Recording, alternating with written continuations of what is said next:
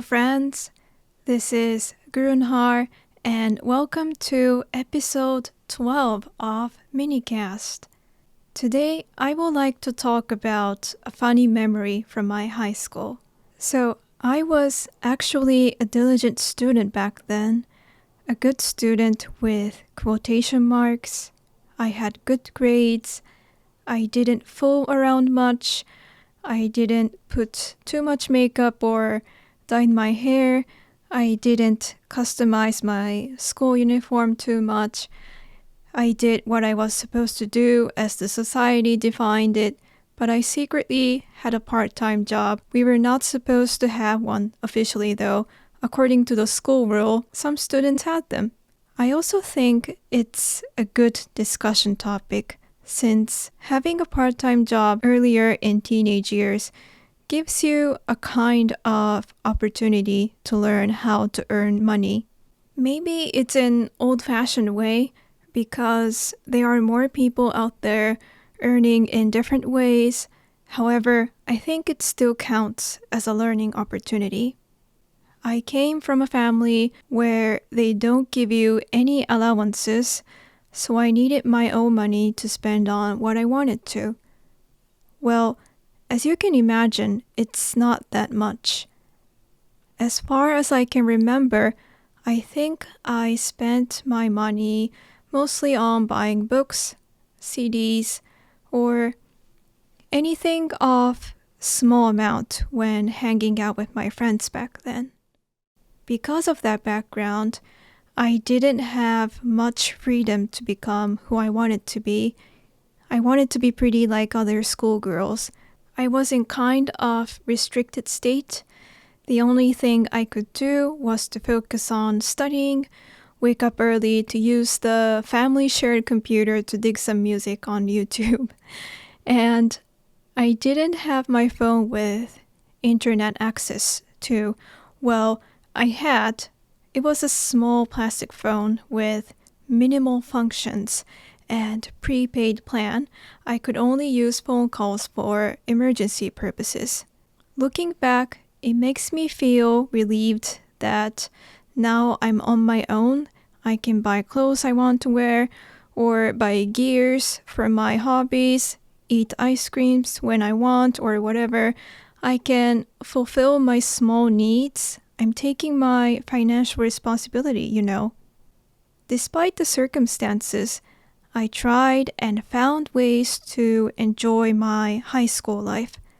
So, in Japanese schools, junior high schools or in high schools, we have something called bukatsu. It is equivalent to student clubs, you know.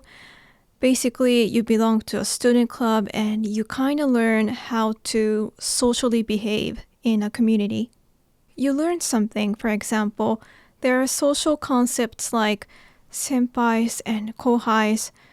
Senpais are elder students and kohais are younger students. So if you are in the first grade of high school, you are the kohai. From perspective of second graders and third graders, and they are senpais to you. To give you another example, if you are in the second grade of high school, the first graders are your kohais, and the third graders are your senpais. And basically, you usually belong to one student club. You can choose whatever student club the school has. Some students belong to sports club like volleyball or soccer or jujutsu, and some students belong to cultural ones like sign language or brass band or reading clubs. You can also choose not to belong to any of them. It's not mandatory. In my case, I belonged to 2 student clubs. So one is Japanese tea ceremony. We call it sado, and the other one was Japanese flower arrangement. We call it kado. Some people may recognize it as ikebana in general. Even to this day, I'm very content that I made this decision to join these 2. I sucked at sports, so I chose cultural ones, and moreover, I had a strong ambition to learn and deepen my knowledge of my own culture.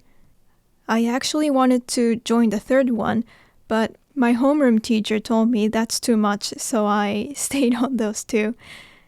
In this episode, I will put my focus on the first one, Japanese Tea Ceremony Club, and I will share you my funny memory. Maybe some of you may have difficulty to imagine what we usually do, so I'm gonna briefly explain the basic idea first. As a student club activity, of course, we mainly learn about manners in tea ceremony. For example, we learn how to enter the tea room, how to walk and sit on tatami floors, how to pick up and hold a tea bowl, how to drink tea from the bowl, how to eat sweets, and others. In tea ceremony, there are two sides, the guest side and the host side. The guest side is for the people who eat sweets and drink tea, and the host side is for the people who serve sweets and tea. The examples I've just told you are the manners for the guest side, and you also learn the manners for the host side as well. So, for example, how to greet the guests, how to make tea in a ritual manner, and how to serve sweets and tea. We learn all this stuff using actual equipments, sweets, and tea. So, after school, we gather in the tea room and start practicing. We had 2 lesson days per week, and that was something I looked forward to in my high school days. Our club activities are not just about practicing. Sometimes we go to actual tea parties, once or twice a year, hosted by other high schools in closer districts, and it's pretty cool. You get to experience tea ceremony as a host or a guest with actual different students. I said tea party, but this one is a quiet one, almost like a ritual. We are expected to be quiet and polite. It's not a competition like sports. We just socialize with them through tea ceremony. Now that you got the basic idea, I will explain the members in our club. In the same school grade, I had 3 other students from other classes, so in total, 4 of us, and we had around 10 senpais looking after us. It was pretty nice. It was like having many big sisters around us. Then a year passed, we became the senpais, and we had 12 first graders to look after, and they were not behaving very well. Sometimes some of them had disrespectful attitudes, probably because they outnumbered us, and it was a stressful situation. We taught them how to do things in our club. They didn't help us clean the tea room after the lesson. They kept on talking and did nothing. We did our best to guide them to help us to function as a community, but it wasn't working. We were all stressed out, and I don't remember which one of us found out the green tea powder was actually yummy without diluting it with hot water. And one day, I was called out by one of my peers, inviting me to a dark corner of the tea room. She said, "Hey, you want to try some?" And I asked her, "Try what?" She quietly showed some green tea powder on a sheet of paper. I immediately knew what it was. "You eat them. It's delicious," she said under her breath. And I couldn't believe myself, and I tried. It was yummy. Of course, it has bitter taste and slightly sweet, and it was kind of addicting. So the 4 of us started eating green tea powder on every lesson day secretly. Nothing shady. It's just tea powder. And I think this was some kind of coping mechanism back then.